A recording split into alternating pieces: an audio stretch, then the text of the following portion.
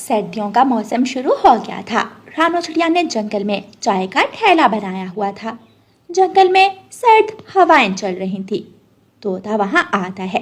वाह वाह, कितनी अच्छी खुशबू आ रही है। रानो बहन, जल्दी से एक कप चाय दे दो। कबूतर भी वहां आ जाता है। रानो बहन, मुझे भी एक कड़क चाय दे दो। रानो चिड़िया उन दोनों को चाय देती है। वाह, क्या मजेदार चाय है। सुकून मिल गया चाय पीकर। रानो बहन, अब तो हर रोज मैं यहाँ ही चाय पीने आया करूँगा। इन सर्दियों में तो रानो बहन की चाय के बिना अब हमारा गुजारा नहीं होगा। हाँ हाँ, क्यों नहीं। वो सब बातें कर ही रहे थे कि वहाँ शीला चील आ जाती है। सब पक्षी डर जाते हैं। डरो मत तोते भैया, ये हमें कोई नुकसान नहीं पहुँचाएगी। ये मुझसे चाय पीने आती हैं। ले शीला दी, चाय ले। शुक्रिया रानो चिड़िया, ये तुम्हारे हाथ का स्वाद है जो मुझे इतनी दूर आना। चील चाय पीती है और रानो चिड़िया को पैसे देकर वहाँ से चली जाती है। रानो बहन, क्या बात है, इतने खतरनाक शिकारियों को भी चाय पिलाती हो। तुम तो बड़ी हिम्मत वाली भी हो। काम अच्छा हो तो दूर दूर से भी ग्राहक आते हैं। रानो बहन, बस आप यूं ही अपनी मेहनत जारी रखना। जी कबूतर भैया, शुक्रिया। शाम हो जाती है। रानो चिड़िया अपने बच्चों को खाना बना कर देती है। माँ, जंगल में सब आपकी इतनी तारीफ करते हैं। मम्मा, मैं भी बड़ा होकर बड़ा होटल बनाऊंगा, बहुत बड़ा होटल। अच्छा जी, क्या बात है। अच्छा जाओ, अब जल्दी से अपना स्कूल का काम मुकम्मल करो। ये बारिश आप ना जाने कब रुके। गुड़िया और गुगू दिया जलाकर अपनी पढ़ाई करने लगते हैं। बाहर बादल गरज रहे थे। कुछ देर बाद रानो चिड़िया बच्चों से कहती है, गुड़िया गुगू, बच्चों आ जाओ, अब सो जाओ। गुड़िया और गुगू अपने घोंसले में लेट जाते हैं। गुगू जल्द ही सो जाता है, मगर गुड़िया को तो नींद नहीं आ रही थी। गुड़िया बेटी, क्या हुआ? तुम्हारी तबीयत तो ठीक है, सो क्यों नहीं रही? बारिश की आवाज़ से मुझे बहुत डर लग रहा है। और देखिए ना, बिजली भी चमक रही है। मुझे इन आवाज़ों की वजह से नींद नहीं आ रही। गुड़िया बेटी, यहाँ आ जाओ, मेरे साथ लेट जाओ। गुड़िया अपने घोंसले से उठकर अपनी मम्मा के पास चली जाती है। मैं अपनी बेटी को एक कहानी सुनाती हूँ। एक बहादुर पक्षी की कहानी। एक छोटी सुंदर सी चिड़िया थी। एक रोज़ वो जंगल में जाती है। वो अकेली थी, मगर वो गुड़िया अपनी मम्मा से कहानी सुनती है और सुनते सुनते ही सो जाती है। कालू जी, एक सर्दी ऊपर से बारिश, मुझे तो बहुत सर्दी लग रही है। इतनी तेज बारिश में हम कहीं जा भी नहीं सकते, वरना मैं रानो चिड़िया से कुछ लकड़ियाँ ही मांग लाता। बारिश है तो क्या यूं ही सर्दी में मर जाए? कालू जी, बुरा मत माना, मगर ये भी सच है, तुम किसी काम के नहीं हो। मैं नहीं जानती, जहाँ भी जाओ कुछ सूखी लकड़ियाँ लेकर आओ। सूखी लकड़ियाँ इस बारिश में कहाँ से लाऊं? अगर लकड़ियाँ नहीं तो थोड़ा दूध और पत्ती ही ले आओ रानो के घर से। कालू कौवा अपना छाता उठाता है और रानो चिड़िया के घर की तरफ निकल जाता है। कालू कौवा रानो के घर के दरवाजे पर दस्तक देता है। इतनी मुश्किल से सोई है गुड़िया, इस वक्त भला कौन आ गया? रानो चिड़िया दरवाजा खोलती है। जी कालू भैया, इतनी रात को आप यहाँ? रानो बहन, बहुत सर्दी लग रही है गौरी को। मेरे पास सूखी लकड़ियाँ तो है नहीं, क्या चाय पत्ती और थोड़ा दूध मिल जाएगा? हाँ कालू भैया, आप यहाँ रुके, मैं दूध और पत्ती लेकर आती हूँ। और 2 लकड़ियाँ भी। रानो चिड़िया घर जाती है, चाय पत्ती और दूध उठाती है और 2 लकड़ियाँ भी। ये ले कालू भैया, ध्यान से जाइएगा। कालू कौवा अपने घर चला जाता है। ये लो गौरी, अब जल्दी से चाय बना लो। मैं तो घोंसले से नहीं निकलूंगी, आप बनाए चाय और मुझे भी दें। कालू कौवा चाय बनाने लगता है। जल्दी बना लो चाय, मेरी कुल्फी बन रही है। हाय, ठंड से तो मेरे पंख भी दर्द करने लगे। 2-3 दिन यूं ही गुजर जाते हैं, मगर बारिश तो रुकने का नाम ही नहीं ले रही थी। इतने दिन हो गए, अगर ऐसे ही चलता रहा तो मेरा बहुत नुकसान हो जाएगा। मुझे कुछ तो करना होगा। रानो चिड़िया चाय बनाने लगती है। कितनी सर्दी है, काश मुझे कहीं से चाय मिल जाती। अगर ये बारिश रुक जाए तो मैं रानो चिड़िया की चाय पी आऊँ। 2 दिन हो गए कि रानो चिड़िया की चाय नहीं पी। लगता है आज खुद ही रानो चिड़िया के घर जाना पड़ेगा। चाय ले लो, गरम गरम चाय ले लो। रानो बेटी। बूढ़ी फाख्ता रानो चिड़िया को आवाज देती है। रानो चिड़िया बूढ़ी फाख्ता के घर जाती है। रानो बेटी, एक कप चाय दे दो मुझे, मैं तो ठंड से मर रही हूँ।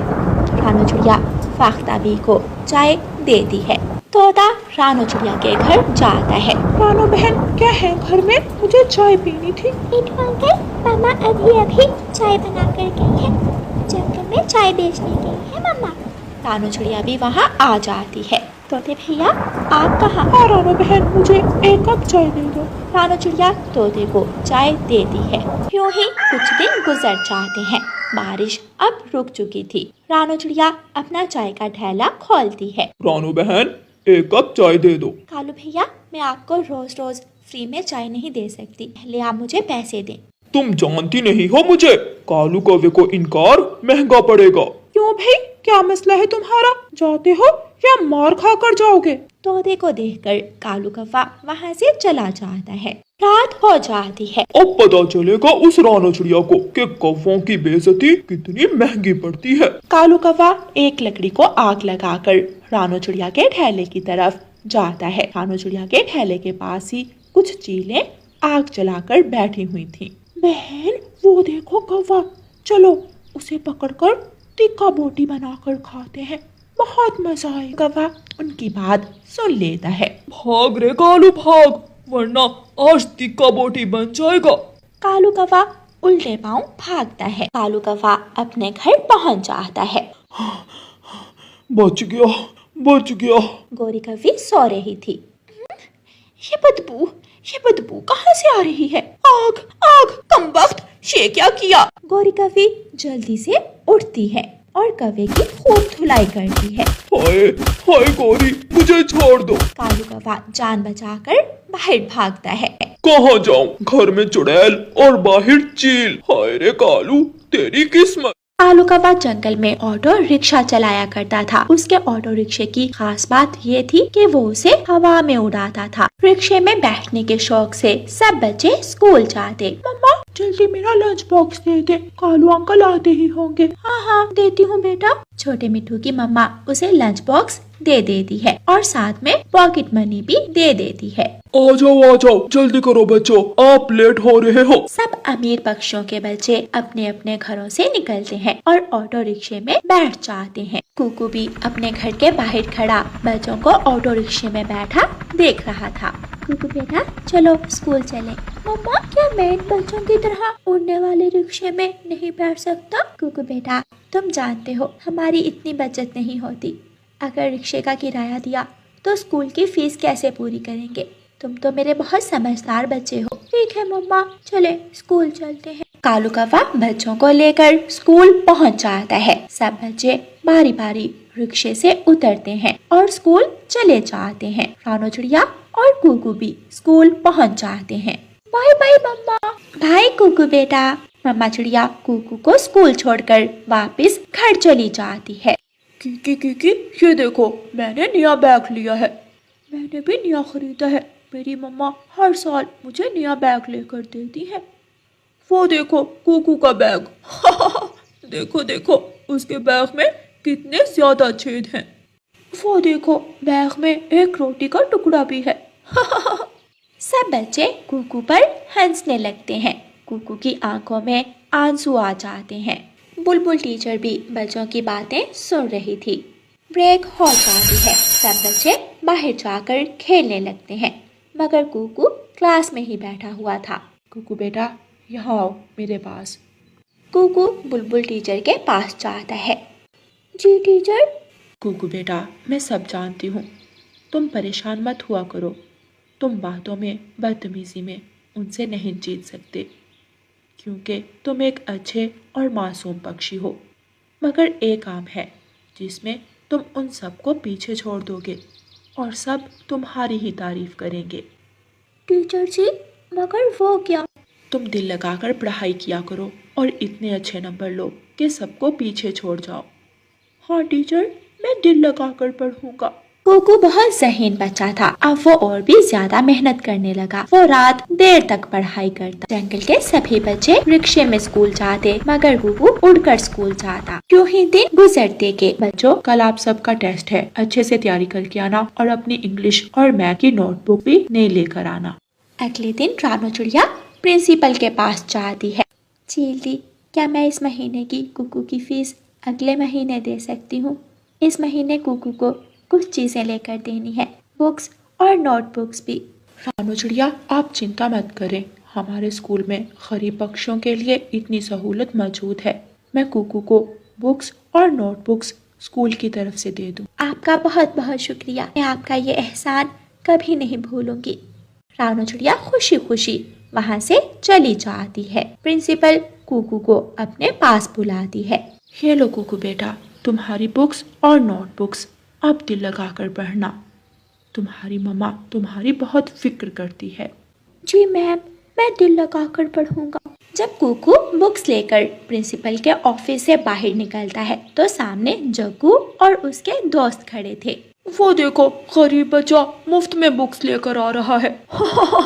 कुकू की आंखों में आंसू थे। उसे जग्गू पर बहुत गुस्सा आता है, मगर वो कुछ कहे बिना वहाँ से चला जाता है। देखो तो कैसे डरता है ये मुझसे, हिम्मत नहीं होती मुझसे बात करने की, गरीब पक्षी। कुकू वापिस आता है। मैं तुमसे ना तो पहले डरता था ना अब डरता हूँ, बल्कि तुम्हें एक दिन जीत कर दिखाऊंगा अपने इल्म और इस कलम की ताकत से। अपना फलसफा अपने पास रखो, पता नहीं क्या बक बक कर रहा है। तुम समझ भी नहीं सकते हो। यूं ही दिन गुजरते के दिन महीनों में और महीने सालों में बीत गए। कुकू अपनी क्लास में फर्स्ट पोजीशन लेता है। ऐसे ही हर साल कुकू फर्स्ट पोजीशन लेता। जग्गू गवा और उसके दोस्त हर साल फेल हो जाते। जहर लगता है मुझे ये गरीब कुकू, दिल तो चाहता है मैं इसे स्कूल से ही निकलवा दूं। मम्मा मम्मा देखें, मुझे फिर से ट्रॉफी मिली, मैं फिर फर्स्ट आ गया। मेरे बेटे, ये सब आपकी मेहनत का ही सिला है। बार बार फेल होने पर कीकी पढ़ाई ही छोड़ देता है। जग्गू कव्वे का पिता कालू कव्वा जग्गू से कहता है,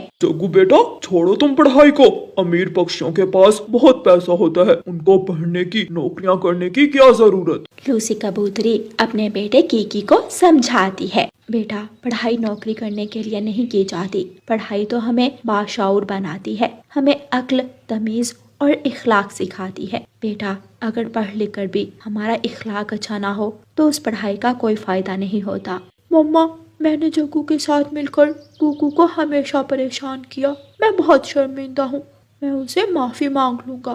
कीकी अपने सब दोस्तों को साथ लेकर कुकू के पास जाता है और माफी मांगता है। कुकू, क्या तुम पढ़ाई में हमारी भी मदद करोगे? क्यों नहीं, हम मिलकर पढ़ा करेंगे। बुलबुल टीचर भी वहाँ आती है। कुकू बेटा, बधाई हो तुम्हें, आज तुम जीत गए। आप जैसे टीचर्स की वजह से हम जैसे गरीब पक्षी भी हौसला नहीं हारते। आज मुझे लग रहा है जैसे मैं बहुत अमीर हूँ। Thank you ma'am. जग्गू अब अकेला रह गया था। उसे भी अपनी गलती का एहसास होने लगता है। कुकू, मुझे माफ कर दो, मैं समझ गया हूँ कलम की ताकत को भी और ये भी कि अमीर और गरीब सब एक समान होते हैं।